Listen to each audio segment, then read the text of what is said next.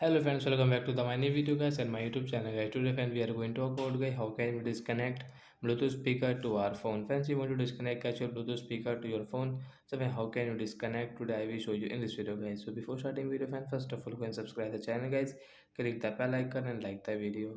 So friends, now let's see how can we disconnect Bluetooth speaker to our phone. So first of all guys, open your phone setting.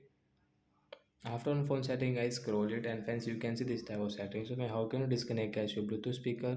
So friends you can see guys your more connection setting guys, tap here.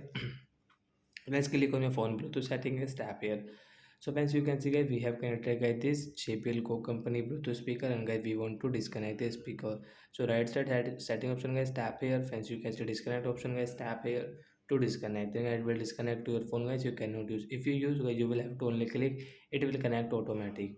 So that's it guys, thanks for watching the video guys. We will meet on next video guys with new topic. Before going guys, please go and like the video, subscribe the channel. Bye bye friends.